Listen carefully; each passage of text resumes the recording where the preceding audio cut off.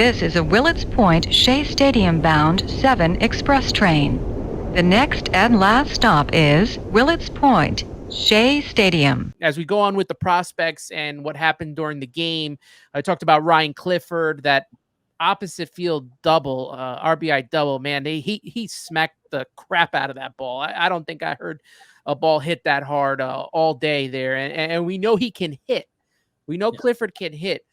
But, where is Ryan Clifford best suited for on the field, especially, if the New York Mets resign Pete Alonso, because I know he could play first base. I know he plays some outfield. So where do you think he's best suited, if the Mets resign Pete Alonso?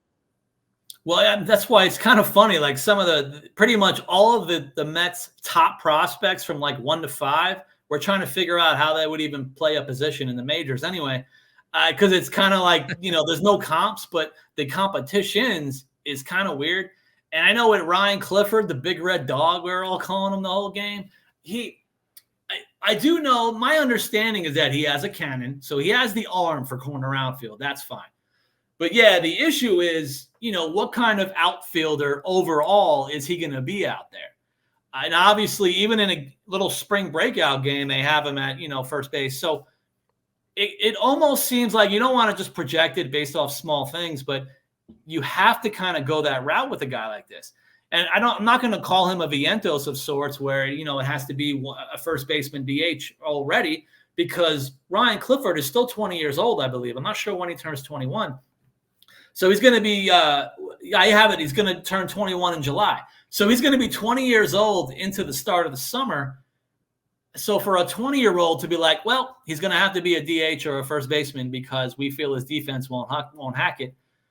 I mean, I tell that to like J.D. Davis, who all of a sudden became a pretty decent third baseman out of nowhere with some analytics and another team. But that's the thing. So Ryan Clifford, absolute best case scenario, he's hitting 30 bombs in like AAA in a year or two.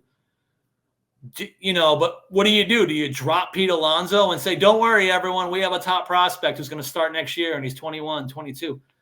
That's probably not going to make a lot of people happy. And I can't sit here as the minor league guy and say, you know what, I project Ryan Clifford to come up and basically have a Pete Alonso rookie season. I can't say that. But it does, reading between the lines online and social media, it kind of seems like he may have to have that fallback option of first base. So, and what are you going to do? Platoon him with some guy? I mean, he's going to have to be an everyday player the way he's being projected out.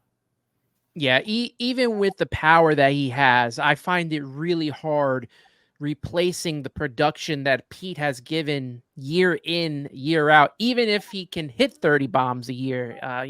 I feel like Pete's offense, obviously the average is not there, but the run production, the home runs, that's like generational talent. I feel like that's hard to kind of replicate. And I would feel bad for the kid if he was put in that position, because you already know, if Pete leaves, they put Ryan Clifford at first. The pressure is on from day one, even worse than what we're going to see with Mark Vientos, what we're seeing with Brett Beatty. I think that the pressure will be, even worse for him.